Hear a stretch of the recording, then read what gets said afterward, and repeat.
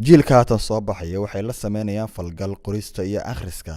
oo labadooduba ka ahaa Soomaaliya kuwa si naaqusayay meelaha ugu badan oo sida xawliga qoraalka uga hana qaaday waxa kamid ah magaalada Muqdisho iyo qaybo kamid ah gobolada dalka.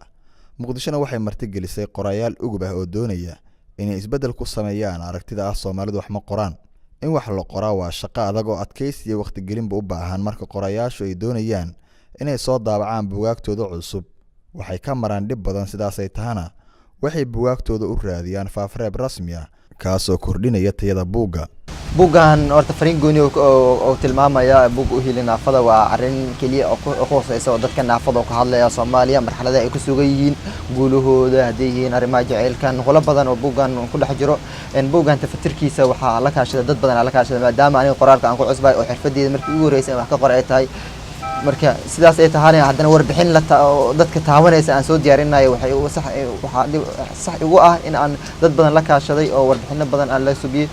tafatirkiisa waxa iga saaciday akademiyada cilmiga fanka Soomaaliyeed oo iga saaciday waxa iga saacido kaleeto ugu yaraan ilaa 5 qofood oo iskugu jira dad naafa iyo dad aan naafa ahayn buu iga saacideen oo meel kala duwan aan geeyay buugaan maadaama uu ka hadlay arrimaha naafada waxa si qaas xataa farxad ah in ay buugaan ka saxeen dad arag la inay wax ka saxeen ee farti baar laakiin inta lagu bedelay ay sixitaan mariyeen miyada hadda aniga ahaan waxa ugu xushay waa meesha kaliya maanta ay fanki iyo qoraalkii iyo qaabishan waa akademiyada qaranka marka sidaas akademiyadu waxay diiwaan gelisaa buugagta way diiwaan gelisaa wayna tafatirtaa marka sidaasna akademiyada ugu dawo marsiyay ugu yaraan 5 qofood oo kale aan ka hormariyay oo naafa iyo dad naafa inta ka hormariyay kadib akademiyada aan ugu dawo marsiyay si buugan ugu diiwaangi ugu galo akademiyada oo barka maalin mar alaal markii dad warbixin in laga diyaariyo la rabo akademiyada markii la soo maro buugan already uu diiwaan gashan yahay uu yaala qorayaasha qayb kamid ah buugaagtooda waxay kala kaashadaan dad aqoon-yahano ah khibrad badan oo leh habka loo maro soo saarista buugaagta yale si doorka ah in buuggu uu helo tafatir u noqdo mid meesha ka muuqdo ku dhibanaay meesha u mari lahaa buugan markii aan dhameeyay inaan qof ii saxo aan helo dhibaatooyin badan kadib waxaan helay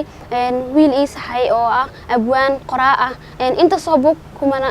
10 buug oo kale soo saaray Cabdikariin Axmed Maxamed Cabdikariin Garuun ayaa lahaa buugas asiga ii saxay asigoo wadanka gudihiisa joogin oo Uganda jiro ayuu ii saxay buugan si fiican oo tafatiran oo hal sano ii bar inta buug qoray asigana way ila saxay inta sabuugayga la saxay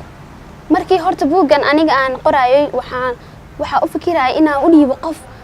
kaasoo ah buuga si fiican u tafatirayo akademiyada umaana dhiibin aniga laakiin akademiyada dad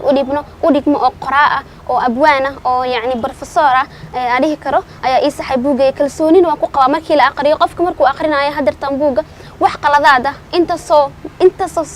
inta soo jeer ay la saxay 3 mar 4 mar oo kaleeto buuga lagu celceliyay kadib si loo saxo qaladaadkaas looga saaro hadartan qofka markuu arko buugan uu ku qancaya aqrintiisa ma dhibeyso wax erarna kuma jiraan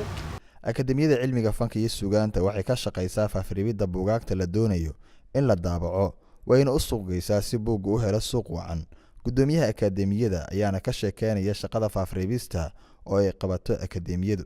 tafaftirka iyo faafreebka buugaagta wax la qoro akademiyada mas'uuliyadda ka ah wax alle iyo wixii la qoro way tafaftirtaa afkii ku qoraa way faafreebtaa dhaqankii uu xambaarsanaa iyo aqoontii yani waa labada waxyaabood kadibna awood waxay u lahayd way daabacdaa buug weyna iibsataa qofka qoraha ama cilmi baarihi sameeyay way ka iibsataa lacag bay siisaa iyada daabacda oo markaa geysa maktabadaha qoraa kasta oo masahalna in buuggiisa ay akademiyadu tafatirto marka loo eego waqtiga xoogan iyo mashquulka ay ku jiraan badalka akademiyadana waxay xooga saaraan inay tayo u yeelaan buugaagtooda taas oo u dhiganta shaqada akademiyada walow ay rumaysan yihiin inay jirto baahi ay u qabaan faafreebka akademiyada هذا قيمة وحوجان كر قفك واحد فترة كلية